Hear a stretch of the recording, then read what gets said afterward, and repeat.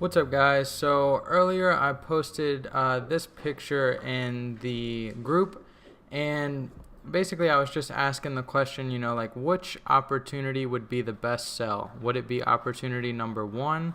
Would it be opportunity number 2? Or would it be opportunity number 3?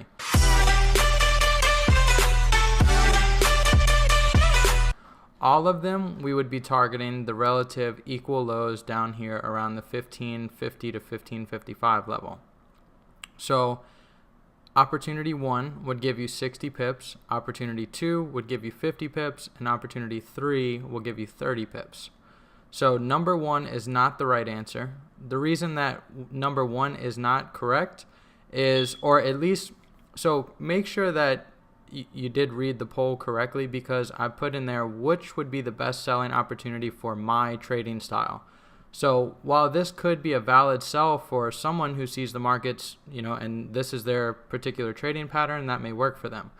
For me, number 1 would not be the level I would be selling at, simply because of the fact that I don't have a confirmation of a breakdown yet.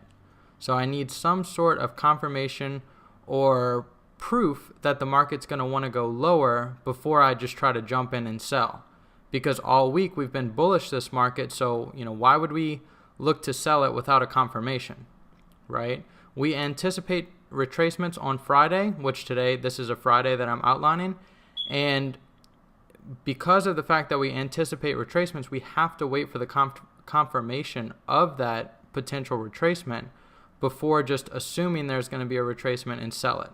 So while you could have sold it here and said there's going to be a retracement, let me just sell it while it's up here. And yeah, you may have been right, but what if it would have continued higher, right? And that's kind of the price you pay for not waiting for the confirmation. So if you look, opportunity number 2, we had the breakdown here. We made a lower low lower than this low, and then we came back up and we retested this ICT bearish order block. I know a lot of people are probably going to answer number 2.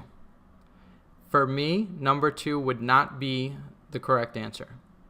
The reason that number 2 would not be correct is because this is the actual level that confirms the breakdown. So while we had a breakdown here, we don't know if this is going to basically push the market lower. We don't know if we can trust this. This could just be an ICT bullish order block unfolding, and it's a manipulation. That's what the down move is. So by them coming all the way back up and retesting this bearish order block, we've now got a high, a low, lower high, lower low. So we've got a confirmation, and the market has held. It wasn't able to push above here to make a higher high. It formed a lower high. So that already means weakness. We traded off of an ICT bearish order block, respecting resistance levels. From there, we made a lower low. So the best opportunity would have been number 3. So it is the least amount of pips in terms of an objective, but in terms of probability, it's the highest probability. Now here's the reason why. Again, number 1, we had the high form. Number 2 gave us the confirmation that number 1 was in fact the high. Number 3 validated the retracement. We already had the confirmation, and we anticipate a breakdown from there. So anywheres within this little consolidation, it doesn't have to be this specific candle. That would have been the best opportunity, but anywheres within this consolidation would have been a valid sell, because you've already had one breakdown, markets come back up, retested a bearish resistance, so a bearish level, also a resistance level, sold off, made another lower low. You've got confirmation now. Market trades back up, retests what? ICT bearish order block. 4 up candles in terms of a 15, 30, 45. So an hourly time frame, this is a 15-minute chart we're looking at. Hourly time frame, this is a 1-hour ICT bearish order block. Okay, so we get that retest here. Market sells off a little bit. We get another lower low formed. Market makes one final push up. Can't break this high. So if you missed the opportunity here, this would have been the other opportunity. And if you missed this opportunity, you had the breakdown here, confirming these two up candles as another ICT bearish order block on a 15-minute basis. Market pushes back up into it with this up candle, and that would have been the final sell opportunity for the target. So the reason I wouldn't have waited for the market to get all the way down here before selling it, because I know, some of you may be thinking, well, why wouldn't you wait for the market to get below here, confirm that it's going lower, and then you could sell it from there? Well, you have to remember, this is a Friday. Okay, so this is a Friday's price action. So we're already not anticipating much of a move on a Friday, right? Now, with that being said, we're not going to wait.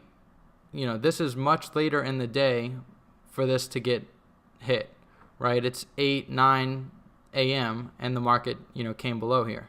Or 7, 8 a.m. the market came below here. That's too late in the day and too late in the week. 7 a.m. Pacific Standard Time, so that's 10 a.m. Eastern Standard Time. So you wouldn't, wait that long to get the confirmation or to even become a seller, because then you're becoming a seller at 7 a.m., 10 a.m. Pacific Standard Time. The market's only open for a few more hours. It's not high probability. So on Fridays, you want to focus on being a seller either early London session or early New York session. Now, I never trade Fridays, but this was just a good example of basically what I look for in terms of a sell. So if I would have seen this pattern or this confirmation here, right, because this was coming off of a daily level. We had ran out daily liquidity above here. So we're anticipating a potential retracement based off of that. The fact that we had the confirmation here, market gives us the validation that we're using the level here, trade back up and retest here. So any other day, if this would have occurred on a Tuesday, Wednesday, Thursday, I would have sold this right here all day. But on a Friday, I'm not going to do that. But this makes for a good teaching example to show you guys this is what you want to wait for. Okay? This right here, this push up, number 2, is also a good selling opportunity. For me, it's just not high probability because I haven't confirmed that this is the high and that they're holding this high. Once a lower high forms, that lets me know, okay, this is holding. They can't break back above it. So more than likely, the next retracement will be another lower high, which is what we got here. That's why this would have been the highest probability for me. So, excuse me. Hopefully, this explanation made some sense to you guys and you enjoyed it. If you do have any questions or anything about something specific, just let me know in the comments below and I'll be happy to answer any of your questions. After this track, I might need me some lozenges. I ain't about to go soft. This rapping shit lately been pissing me off. Guess these words are kinda just at the tip of my tongue, but I'm still young and I hope I find the rhymes that'll live through time before that fat lady has sung. Cause when I'm inside this booth, feels like I rule the world. But I'll hop off my horse, hop in your Porsche, give it a